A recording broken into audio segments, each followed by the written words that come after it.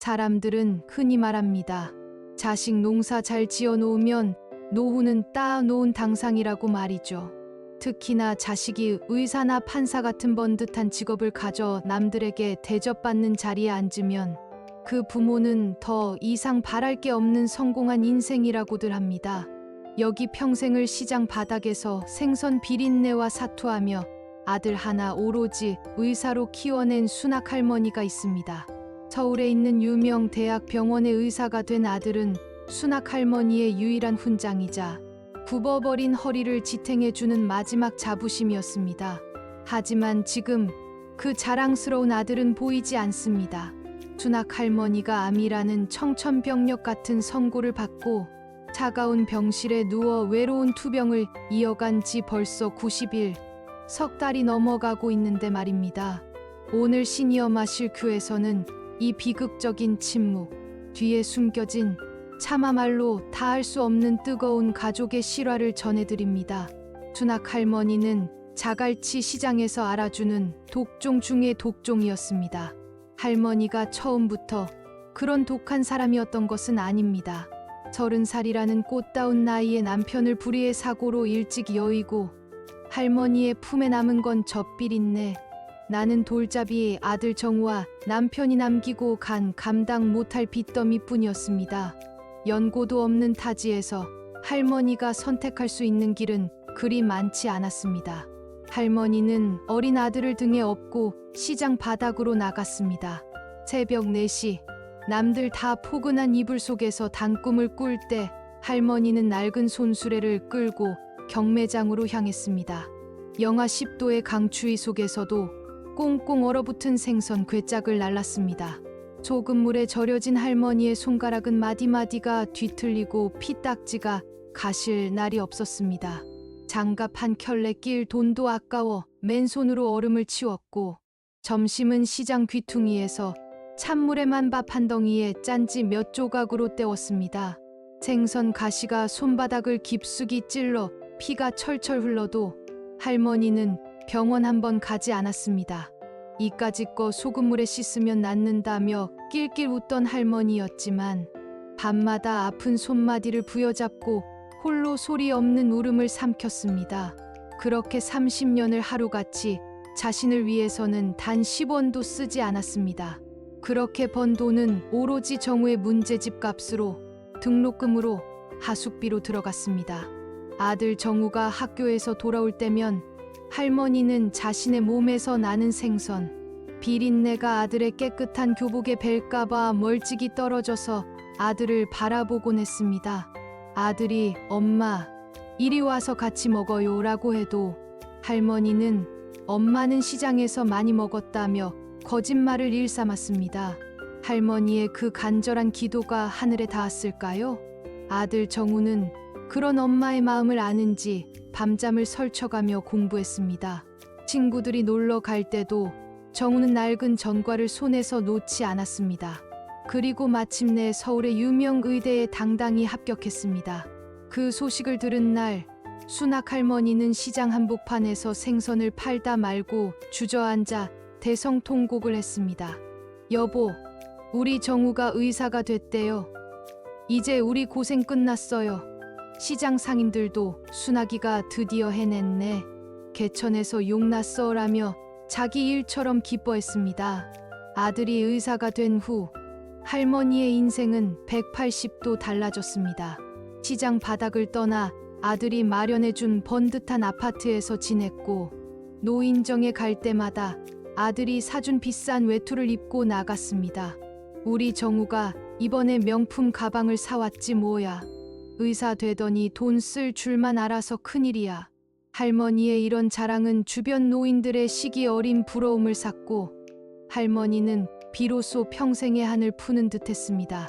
하지만 행복은 야속하게도 그리 길지 않았습니다. 어느 날 갑자기 찾아온 극심한 복통.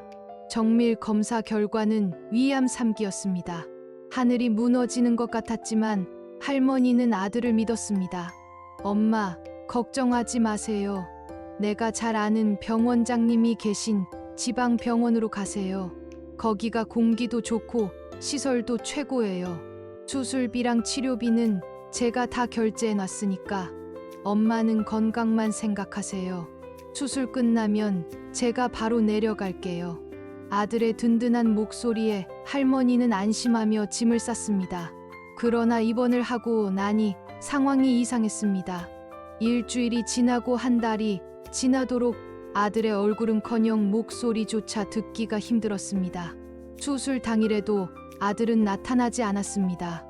차가운 수술실로 향할 때도, 마취에서 깨어나 고통에 몸부림칠 때도 할머니 곁에는 일당 15만 원짜리 간병인 뿐이었습니다. 바빠서 그렇겠지. 사람 살리는 의사인데 오죽하겠어. 할머니는 스스로를 다독였지만 시간이 흐를수록 가슴 속에는 서운함이 응어리졌습니다. 옆 침대 환자들은 매일같이 자식들이 찾아와 발을 닦아주고 과일을 깎아주며 웃음꽃이 피는데 순학 할머니의 침대 옆에는 식어버린 병원 밥만 덩그러니 놓여 있었습니다. 병실 사람들의 시선도 달라졌습니다. 순학 씨, 아들이 의사라면서. 근데 왜 한 번을 안 와? 혹시 아들이 가짜 아니야? 아니면 의사 됐다고 엄마를 모른 척하는 거야? 참다 못한 할머니가 며느리에게 전화를 걸었습니다. 정우 어미냐? 나다. 정우는 요즘 어떠니? 내가 수술한 지가 언젠데 얼굴 한번 안 비치냐. 그러자 수화기 넘어 며느리의 목소리는 얼음장처럼 차가웠습니다. 어머니, 저희도 지금 대출금 갚느라 정신없어요.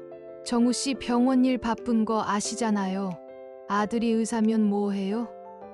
돈 들어갈 데가 얼마나 많은데 병원에 간병인 붙여드렸으니 거기서 편히 계세요. 자꾸 전화하시면 정우 씨 일하는데 방해돼요. 그 말을 끝으로 전화는 툭 끊겼습니다. 할머니는 손에 쥔 휴대폰을 바라보며 멍하니 앉아 있었습니다. 눈물이 뺨을 타고 흘러 환자복을 적셨습니다. 내가 너를 어떻게 키웠는데, 그 얼음물에 손 담가가며 너 의사 만들었는데, 며느리 저것은 내가 준 돈으로 호의호식하더니 이제 와서 나를 짐짝 취급해? 며느리에 대한 미움과 아들에 대한 배신감은 암세포보다 더 지독하게 할머니의 가슴을 갉아먹었습니다. 할머니는 그날 이후 식사를 거부하며 죽음만을 기다렸습니다. 그렇게 병실에서 죽음만을 기다리던 90일째 되던 날이었습니다. 병실 문이 거칠게 열리더니 하얀 가운을 입은 젊은 의사 한 명이 들어왔습니다. 그는 정우의 의대 동기라고 자신을 소개하더니 할머니 앞에 무릎을 꿇고 엉엉 울기 시작했습니다. 어머니, 죄송합니다. 제가 너무 늦었습니다. 정우가 지금 이 병원 12층 중환자실에 있습니다. 할머니는 심장이 멎는 것 같았습니다. 그게 무슨 소리야? 우리 정우가 왜 거기 있어? 의사 친구의 입에서 나온 이야기는 충격적이었습니다. 사실 아들 정우는 3개월 전 할머니가 암 진단을 받던 날 본인도 급성 골수성 백혈병 판정을 받았습니다. 정우는 당장 입원해서 항암 치료를 받아야 했지만 자기 치료를 미뤘습니다. 어머니의 수술비와 거액의 입원비를 마련해야 했기 때문입니다. 본인이 아프다는 사실이 알려지면 엄마가 수술을 거부할까봐 자신의 병을 철저히 숨긴 채 죽음의 문턱까지 가서야 쓰러졌던 것입니다. 의사 친구가 건네준 정우의 낡은 가죽 수첩에는 할머니가 차마 몰랐던 아들의 피눈물, 나는 기록이 적혀 있었습니다. 2월 14일, 엄마가 수술하는 날이다.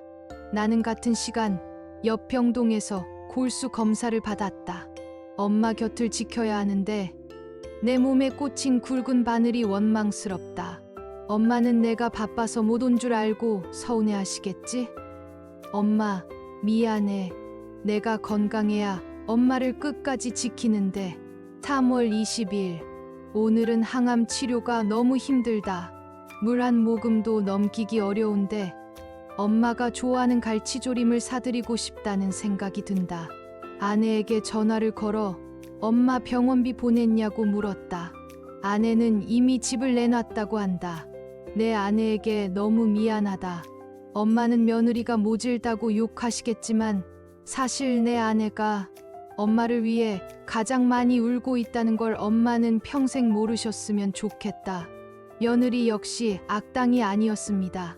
남편의 천문학적인 병원비를 대기 위해 살던 아파트를 팔고 낮에는 식당에서 설거지를 하고 밤에는 남의 집 청소를 하며 버티고 있었습니다. 할머니에게 차갑게 전화를 끊었던 건 사실을 말하면 할머니가 무너질까봐 억지로 악역을 자처하며 전화를 끊고는 화장실에서 입을 틀어막고 울었던 것이었습니다. 할머니는 링거 줄을 거칠게 뽑아내고 휠체어에 올랐습니다. 집 2층 중환자실 유리창 너머로 보이는 아들은 더 이상 자랑스러운 의사가 아니었습니다. 머리카락은 다 빠지고 뼈만 앙상한 채 산소호흡기에 의지하고 있는 환자일 뿐이었습니다. 그 옆에서 쪽잠을 자던 며느리가 할머니를 보자마자 바닥에 주저앉았습니다. 어머니, 죄송해요. 정우 씨가 어머니 걱정하신다고 절대 말하지 말라고 해서. 할머니는 유리창을 손바닥으로 치며 오열했습니다. 이 미련한 것들아. 애미가 죽지 왜 너희가 이 고생을 해. 정우야, 눈 좀 떠봐라. 엄마 왔다. 아들이 안 온 게 아니라 오고 싶어도 올 수 없는 몸으로 자신의 생명을 깎아 어머니의 생명을 지키고 있었던 것입니다. 할머니는 며느리의 거친 손을 잡았습니다. 시장 바닥에서 생선을 만지던 자신의 손보다 더 거칠어진 며느리의 손이었습니다. 내가 죽일년이다. 내가 아무것도 모르고 너를 그렇게 미워했구나. 자식은 부모의 눈물을 먹고 자라고 부모는 자식의 웃음을 먹고 산다고 합니다. 하지만 때로는 그 사랑이 너무 깊어 서로에게 상처가 되기도 합니다.